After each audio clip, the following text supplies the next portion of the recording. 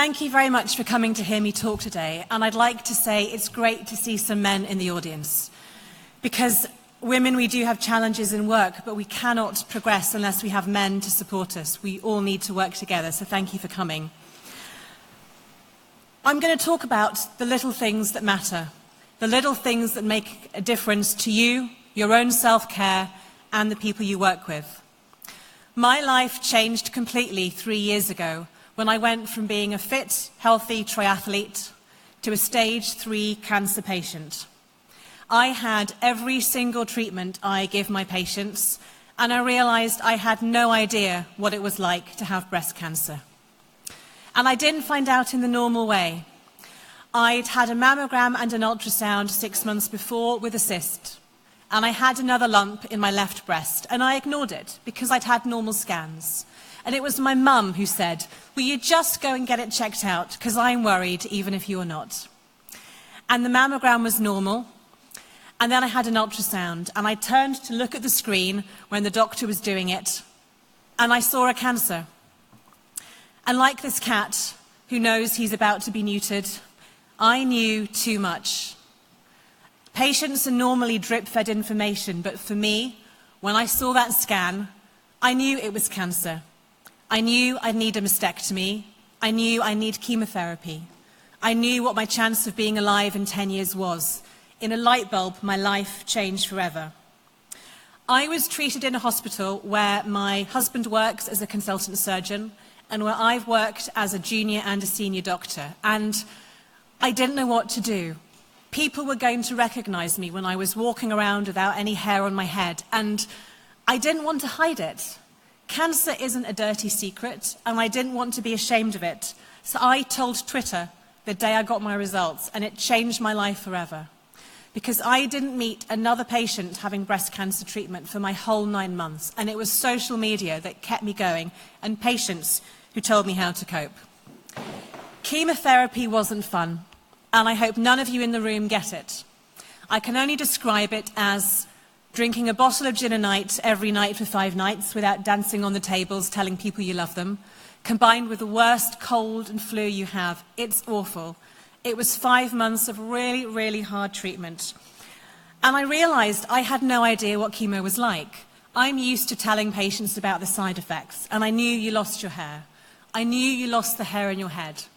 And I asked a patient on Twitter, "When does your hair fall out?" And she said, "Well, your pubic hair will fall out first on day 13. And I went, "What? I didn't realize you lost all your body hair." And I'm a consultant breast surgeon.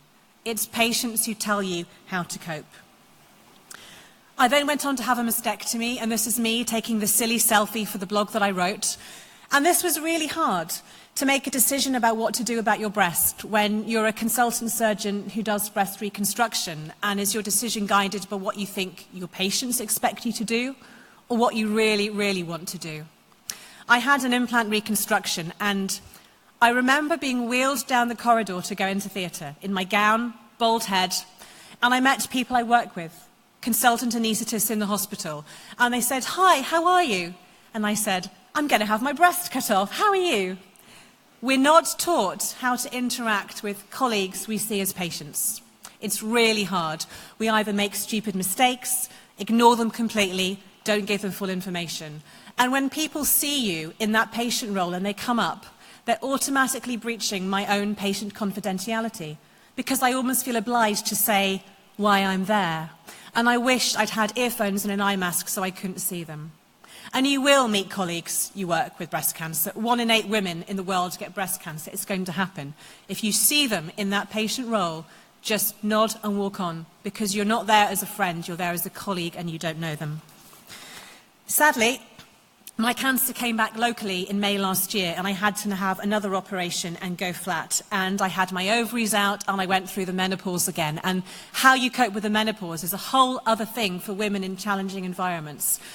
I knew my mum used to go shopping 3 times a week so she could go into the freezer aisle and cool herself down, and I get that now. All I'm doing is stripping off and putting clothes on all day.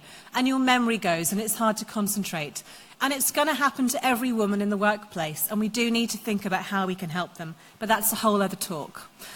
What I want to talk a bit about is going back to work. This is me scrubbing. And I did go back to work between my first cancer and my recurrence. And it is one of the hardest things I have ever had to do.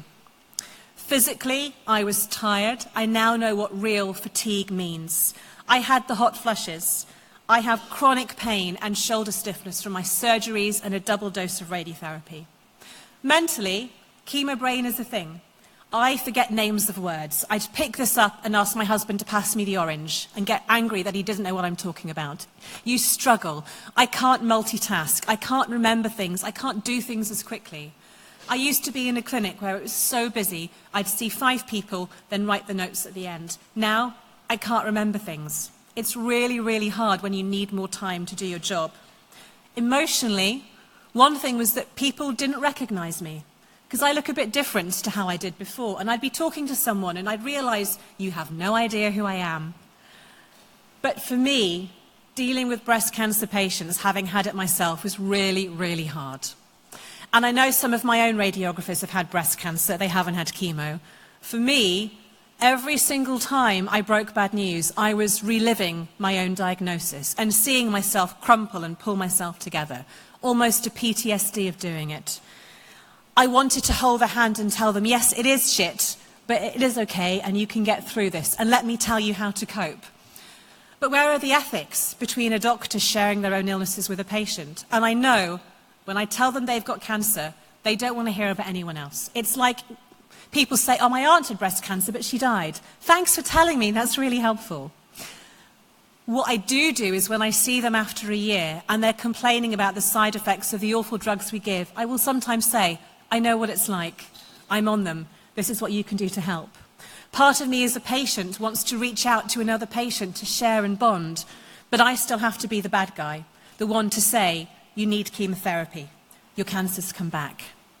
What I didn't realize is that in the UK, if you've had cancer, you are legally disabled. And your employer has to make reasonable adjustments to help you come back to work. I was initially told, having been off work for a year, you can have 4 weeks of a phased return to come back to full-time work. If we give you any more, we're favouring you over a porter on maternity leave. All you get is 4 weeks. That's ridiculous. I've had my own cancer. And then I realised I was legally disabled, and my hospital had to do a 6-month phased return to get me back to part-time work. They have to make adjustments so I can go back to work with the limitations that I have. But people don't know this. How many of you know that when people return to work after cancer, you have to allow them more time to get back? I asked my manager to send an email round to everyone I work with before I came back, telling them, I'm coming back after cancer. I'm happy to talk about X, but I don't want to talk about Y and Z. Because when I'm at work, I just want to be Liz the surgeon. I don't want to be the breast cancer patient. I don't want their shame. I don't want their guilt. I don't want to have to repeat my story every time I'm in a coffee break. And that's quite a nice way of getting someone to tell everybody. If you're telling people, if you haven't told people that you have cancer when you go back to work, you're not entitled to any of those rights or adjustments. So it's a hard decision to make, but for me, telling people changed my life. But one of the problems is, a lot of us as leaders come over as superheroes. We manage everything. I went to my last radiotherapy session dressed as Mrs. Incredible. And for my recurrence, I walked through a huge teaching hospital in the UK and nobody batted an eyelid. This is apparently completely normal uniform for a patient to wear. The radiotherapists loved it, and it was a viral moment on Twitter, and for me it was just a bit of fun to say, yeah, I can do this. But if the appearance we give is being superhuman, and I'm guilty. I've had recurrent breast cancer, but I talk all over the world and I'm a triathlete, and people think, wow, you're amazing. You have to remember to let people in and to see the bad bits and how you cope with complaints and when people die and when things go wrong. I used to be in awe of my bosses who would manage things efficiently and never had a problem. I now know, having married one, it's not always like that. But the juniors need to see. We're not superheroes. We need to be attainable so that people working under us who are mentoring can think, yeah, okay, I can be like you. I can be this person.